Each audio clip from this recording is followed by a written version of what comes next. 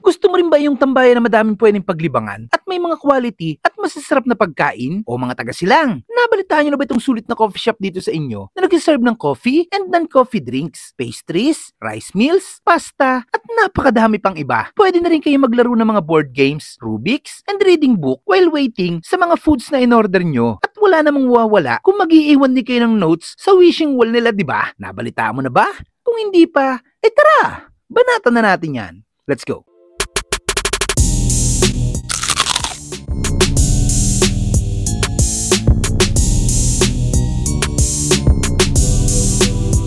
Hi everyone, I'm Aiden Ehada.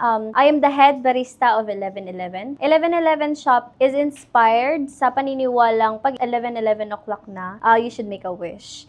And then our best seller here is the 6 or 12 dozen mini donuts. And we also have rice meal, pasta, and of course, coffee drinks. So we also have non-coffee frap or non-coffee drinks.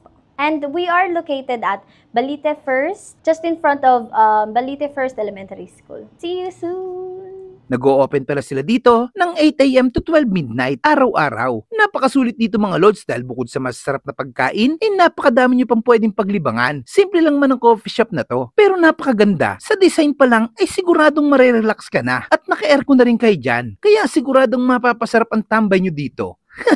Hindi na nga namin pinatagal, nag-order na kami ng 6 pieces mini donuts, 65 pesos, 4 pieces mini croffles, 70 pesos per piece churros chocolate, 85 pesos, barbecue fries, 65 pesos, hot Spanish latte, 115, ice caramel macchiato, 135, blueberry Yakult, 110, lychee soda, 100, premium prop strawberry, 135 pesos, at sinamahan na rin namin ng rice meal tocino, 110, at rice meal Hungarian sausage, 110 pesos. At napakadami nyo pang ibang pwedeng pagpilian dito mga lods. At habang naghihintay, in-enjoy muna namin yung mga board games nila dito. At nagbasa na rin ako dito sa wishing wall. At ilang sandali lang, dumating na rin ang mga order namin. Kaya bago pa maubos ang kwento ko, tara, kain muna tayo. At tayo mga kabangers, hindi tayo ngayon sa 1111 Drip Come True. Nag-order tayo dito ng ng mga drinks nila dito. Meron din tayo dito donut and pastries. Meron din tayo dito rice meals, tsaka yung creamy carbonara nila, barbecue fries at churros chocolate.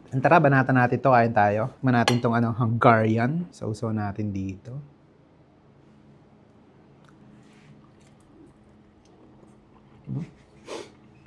Yup.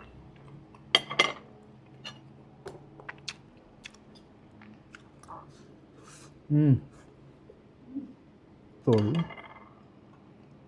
Ang ganda ng itlog, oh. Dito yun, niluto sa mantika.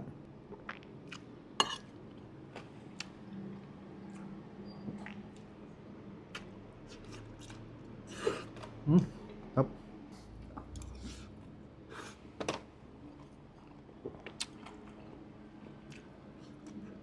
Tikman nga natin to. Kanina pa ako naglalaway dito, eh.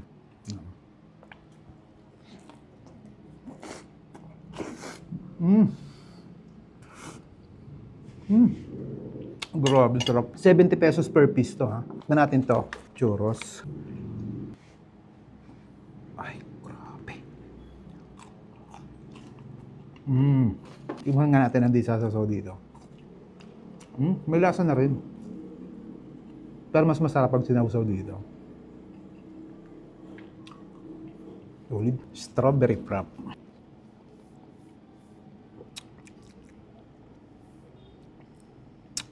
Lasang-lasa ng strawberry. Hindi siya ganun katamis. Saktong-sakto lang. Panalods.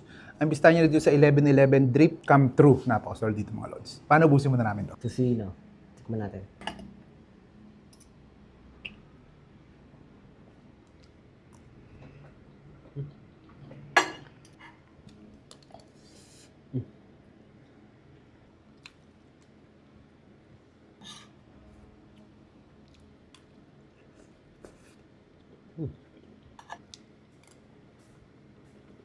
Malambot yung nila, tocino. Panalo. Mini donut, tikman natin. Mining-mini nga, oh. Sarap.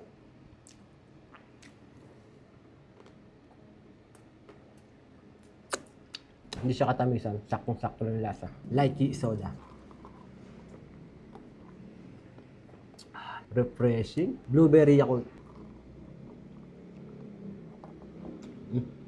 Ang sarap nga. Hindi naman masyadong katamisan. Saktong-sakto lang yung panlasa. Creamy carbonara, tikman natin. Ang dami ng serving, oh.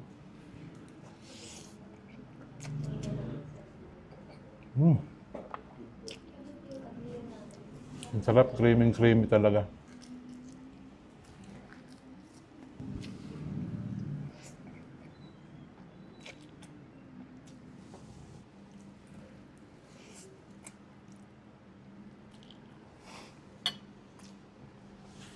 Ice caramel macchiato. Ah, sarap. Napakasulit dito mga lods, kaya kung naghahanap ka ng sulit na coffee shop dito sa Silang, bisitahin mo na ang 1111 Drip Come True. Napakasulit niyan lods. O paano? Hanggang susunod nating food trip. Paalam.